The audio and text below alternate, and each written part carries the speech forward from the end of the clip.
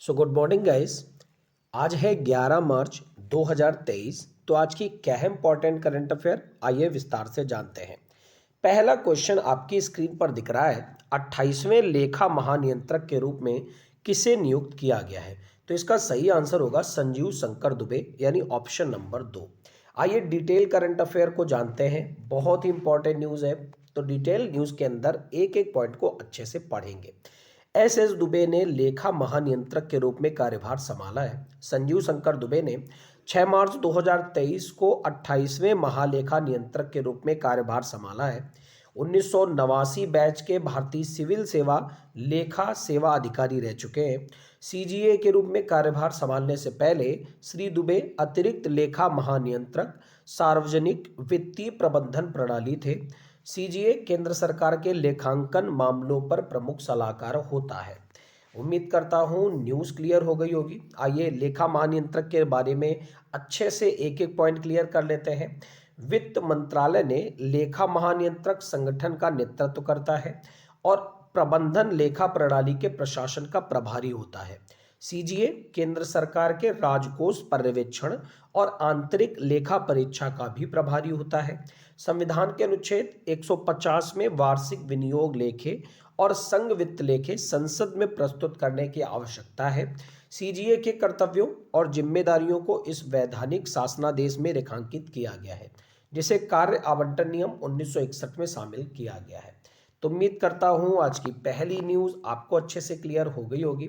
मैं एक एक न्यूज़ का रिवीजन भी कराता चलूँगा, तो याद रखिएगा 28वें लेखा महानियंत्रक सीजीए बनाए गए हैं संजीव शंकर दुबे। न्यूज़ क्लियर हो गई होगी। अच्छा, ऑप्शन में गिरीश चंद्र मुर्मू का नाम है, ये कौन है?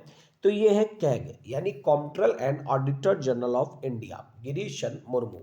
न्यूज़ अच्छे से क्लियर हो गई होगी। चलिए बढ़ते हैं फिलहाल आज की अगली इंपॉर्टेंट न्यूज़ की तरफ।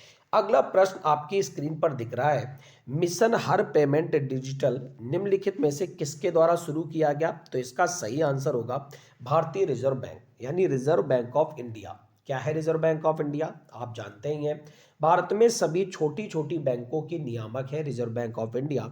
इसके द्वारा ही मिशन हर पेमेंट डिजिटल शुरू किया गया है। आइए डिटेल न्यूज़ के अंदर एक एक फैक्ट को अच्छे से पढ़ेंगे। आरबीआई ने डिजिटल भुगतान को बढ़ावा देने के लिए मिशन हर पेमेंट डिजिटल लॉन्च किया है। आपको पता है हमारा पूरा देश डिजिटलाइजेशन की ओर बढ़ता जा रहा है, तो आरबीआई भी सब कुछ डिजिटल करती जा रही है। आरबीआई ने डिजिटल भुगतान जागरूकता सप्ताह 2023 के अवसर पर हर पेमेंट डिजिटल मिशन शुरू किया है। यह भारत में प्रत्येक व्यक्ति को डिजिटल भुगतान का उपयोगकर्ता बनाने के लिए आरबीआई की पहल का एक हिस्सा है। इस अभियान की थीम है डिजिटल पेमेंट अपनाओ, औरों को भी सिखाओ, यानी डिजिटल भुगतान अपनाएं और दूसरों को भी सिखाएं। केंद्रीय बैंक हर पेमेंट डिजिटल मिशन लॉन्च करेगा, जो विजन 2025 की अवधि तक चलेगा। इसका उद्देश्य गैर उपयोगकर्ताओं को डिजिटल भुगतान के उपयोगकर्ताओं में बदलना है। विजन 2025 की थीम है e payments for everyone, everywhere and every time.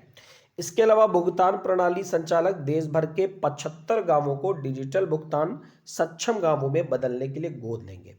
News banking aspirants के लिए बहुत ही ज़्यादा इंपॉर्टेंट है, वैसे भी सारे एग्जाम्स के लिए इंपॉर्टेंट है, क्योंकि आजकल सभी एग्जाम्स में ऐसी न्यूज़ आती हैं, लेकिन बैंकिंग एस्पिरेंट्स के लिए रामबाण न्यूज़ है। तो याद रखिएगा गाइस, बहुत ही ज़्यादा इंपॉर्टेंट न्यूज़ है कि भारतीय रिजर्व बैंक ने डिजिटल भुगतान जागरूकता सप्ताह के अवसर पर हर पेमेंट डिजिटल मिशन को शुरू किया है और ये आरबीआई की एक पहल है।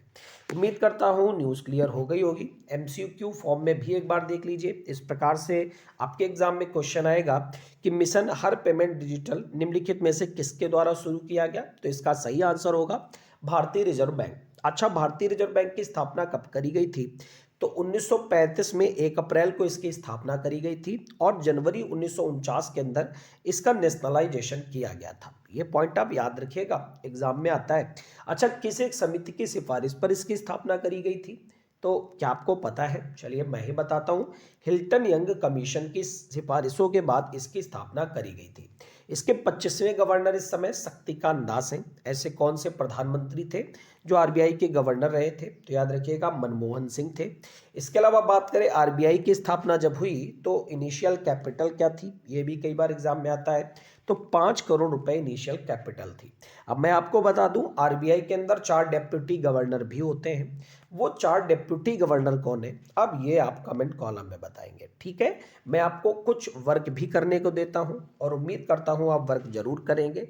तो बढ़ते फिलहाल आज की अगली इंपॉर्टेंट न्यूज की तरफ। अगली न्यूज है रक्षा अभ्यास फ्रिंजेक्स 23 किस राज्य में आयोजित किया जाएगा। इसका सही आंसर होगा केरल में। आइए डिटेल न्यूज के अंदर एक एक पॉइंट को अच्छे से पढ़ेंगे। तो भारत फ्रांस संयुक्त अभ्यास फ्रिंजेक्स 2023 केरल में शुरू हुआ है। भारतीय सेना और फ्रांसीसी सेना के बीच पहला संयुक्त सैन्य अभ्यास फ्रिंजेक्स 23 7 और 8 मार्च 2023 को केरल के तिरुवनंतपुरम के पंगोडे सैन्य स्टेशन में आयोजित किया गया है। इस अभ्यास का उद्देश्य सामरिक स्तर पर दोनों सेनाओं के बीच सहयोग को बढ़ाना है।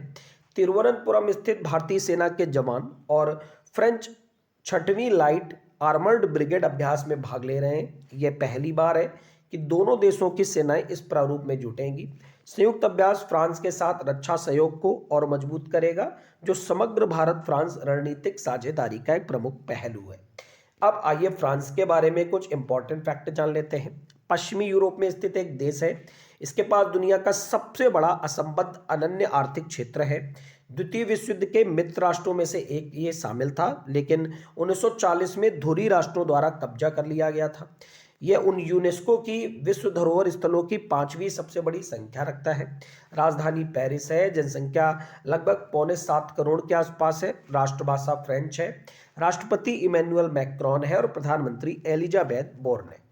आइए मैं आपको एमसीक्यू फॉर्म में बता देता हूं कैसे एग्जाम में आएगा। जैसा कि मैंने अभी आपको बताया ही है, एग्जाम में ऐसे आएगा कि रक्षा अभ्यास फ्रिंजेक्स 2023 किस राज्य में आयोजित किया गया।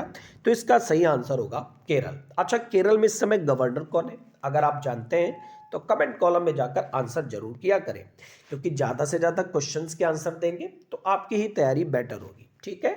बढ़ते फिलहाल आज की अगली इंपॉर्टेंट न्यूज़ की तरफ। अगली न्यूज़ है सेवलॉन इंडिया ने किस खिलाड़ी को दुनिया का पहला हैंड एम्बेसडर नामित किया है। तो इसका सही आंसर है one and only master blaster Sachin Tendulkar. यानी हमारे भारत के रत्न सचिन तेंदुलकर को सेवलॉन इंडिया ने दुनिया का पहला हैंड एम्बेसडर नियुक्त किया है। आइए डिटेल न्यूज के अंदर एक एक पॉइंट को अच्छे से जानेंगे। तो सेवलॉन इंडिया ने सचिन तेंदुलकर को दुनिया का पहला हैंड एम्बेसडर नामित किया है। सेवलॉन स्वस्थ इंडिया ने अरबों लोगों को हाथ धोने के लिए प्रेरित करने के लिए सचिन तेंदुलकर को दुनिया का पहला हैंड एम्बेसडर घोषित किया है। अभियान में सचिन तेंदुलकर के हाथ को मुख्य नायक के रूप में प्रदर्शित करने वाली फिल्मों की एक श्रृंखला है, जो हाथ की स्वच्छता के महत्व को सभी के ध्यान में लाती है। 2016 में शुरू हुआ सेवलॉन स्वस्थ इंडिया मिशन कार्यक्रम आईटीसी लिमिटेड द्वारा चलाया जाता है। सेवलॉन स्वस्थ इंडिया मिशन ने स्वच्छता की अच्छी आदतों को शिक्षित करने और प्रोत्साहित करने के लिए Savlon healthy heads chalk stick, Savlon ID guard और हाल ही में #नो हैंड अनवॉश्ड अभियान जैसी विभिन्न पहलों की शुरुआत करी थी। तो न्यूज़ याद रखिएगा, इंपॉर्टेंट है क्योंकि दुनिया का पहला हैंड एम्बेसडर बनाया गया है। आइए न्यूज़ को जान लेते हैं कैसे एग्जाम में आएगा। तो सेवलॉन इंडिया ने किस खिलाड़ी को दुनिया का पहला हैंड एम्बेसडर नामित किया। तो इसका आंसर होगा सचिन तेंदुलकर। बात करें सचिन तेंदुलकर की, 2014 में भारत रत्न पाने वाले दुनिया के पहले सबसे यंग व्यक्ति बने थे और पहले क्रिकेटर भी बने थे। सचिन तेंदुलकर के नाम क्रिकेट में सबसे ज्यादा रन बनाने का रिकॉर्ड भी है। तो ये सारे पॉइंट आप याद रखिएगा। पढ़ते फिलहाल अगली इंपॉर्टेंट न्यूज की तरफ। अगली न्यूज है एशियाई ASQ अवार्ड्स 2022 के अनुसार किस हवाई अड्डे को सर्वश्रेष्ठ हवाई अड्डे का दर्जा दिया गया। इसका सही आंसर होगा तिरुचिरापल्ली अंतरराष्ट्रीय हवाई अड्डा। आइए डिटेल न्यूज के अंदर एक एक पॉइंट को पढ़ेंगे।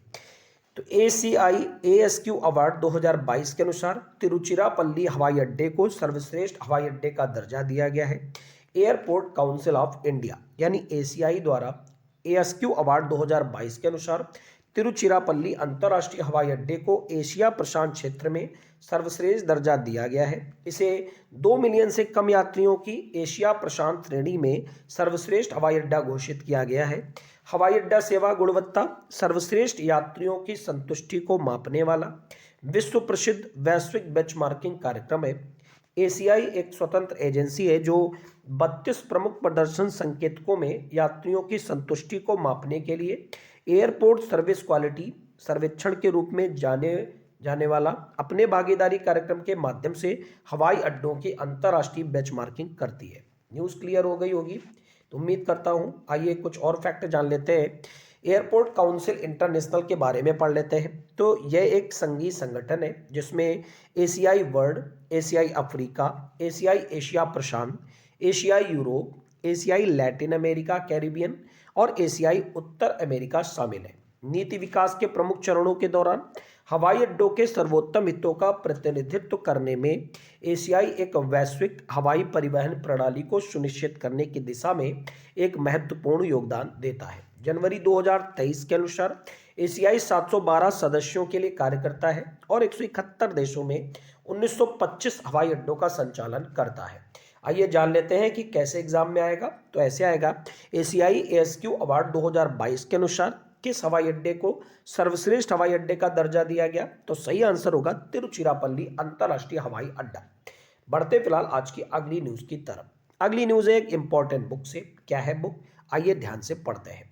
India's struggle for independence Gandhian era, इस पुस्तक के लेखक कौन है? तो इसका सही आंसर होगा पूर्व न्यायाधीश वी रामासुब्रमण्यम। आइए डिटेल न्यूज के अंदर एक एक पॉइंट को अच्छे से जानेंगे। तो एक पुस्तक है India's struggle for independence Gandhian era, इसका विमोचन किया गया है। सुप्रीम कोर्ट के न्यायाधीश न्यायमूर्ति वी रामासुब्रमण्यम को Indian struggle for independence Gandhian era इस पुस्तक का विमोचन किया है। यह पुस्तक मद्रास उच्च न्यायालय के पूर्व न्यायाधीश पी ज्योतिमणि और तमिलनाडु के पचियप्पा कॉलेज के इतिहास के पूर्व प्रोफेसर जी बालन द्वारा लिखा गया है।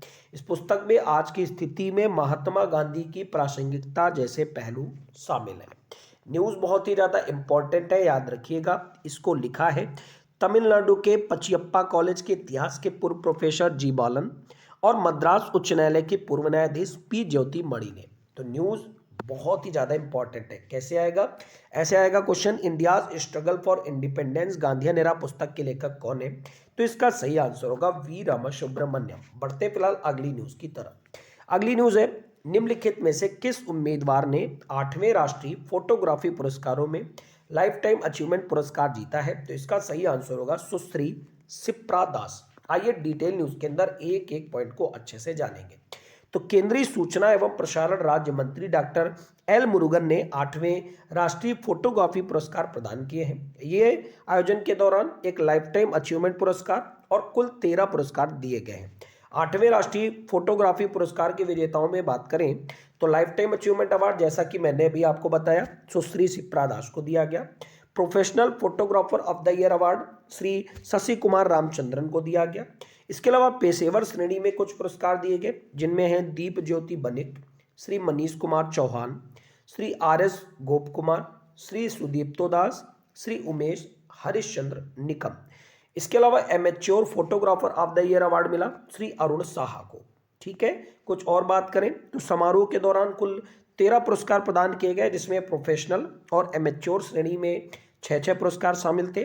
व्यावसायिक श्रेणी के लिए विषय रहा जीवन और जल, जबकि एमेच्योर श्रेणी के लिए विषय रहा भारत की सांस्कृतिक विरासत। न्यूज़ क्लियर हो गई होगी। आइए जान लेते हैं कैसे क्वेश्चन बनेगा। तो क्वेश्चन ऐसे ही आएगा, किस उम्मीदवार ने 8वें राष्ट्रीय फोटोग्राफी पुरस्कार में लाइफ टाइम अचीवमेंट पुरस्कार जीता? तो इसका सही आंसर होगा सुश्री शिप्रा दास। बढ़ते फिलहाल आज की आखिरी इंपॉर्टेंट न्यूज़ की तरफ। आज की आखिरी न्यूज़ है, त्रिपुरा के नए मुख्यमंत्री के रूप में फिर से शपथ किसने ली है? तो इसका सही आंसर होगा मणिक साहा।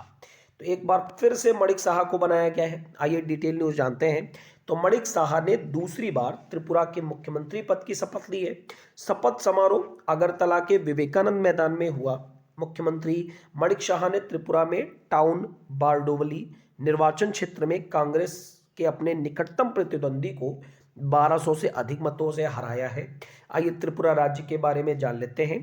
तीनों ओर से घिरा हुआ है बांग्लादेश से, तो आप जानते ही हैं। राजधानी अगरतला है, मुख्यमंत्री माणिक साहा हैं, राज्यपाल है सत्यदेव नारायण आर्य, केंद्र शासित प्रदेश था ये 1 नवंबर 1956 को, और राज्य के रूप में उन्नत हुआ 21 जनवरी 1972 को। राजकीय पशु है फेरेस लीफ मंकी, और राजकीय पक्षी है हरा शाही कबूतर। ठीक है गाइस, तो ये थी ओवरऑल आज की न्यूज़। आपको क्लास कैसी लगी है कमेंट कॉलम में जाकर आप जरूर बताएं। और हाँ, अगर आपको क्लास अच्छी लगी है, इतने काम आपको करने नहीं भूलने। पहला काम, आपको वीडियो के लाइक बटन पर प्रेस करना है।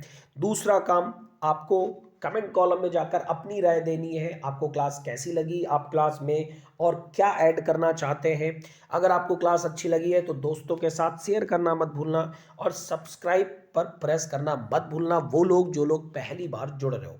आप सभी को बहुत बहुत धन्यवाद कि आप इस वीडियो पर आए। ऐसे ही वीडियोस के लिए जल्दी से चैनल को सब्सक्राइब कर लें। आपका दिन मंगलमय हो।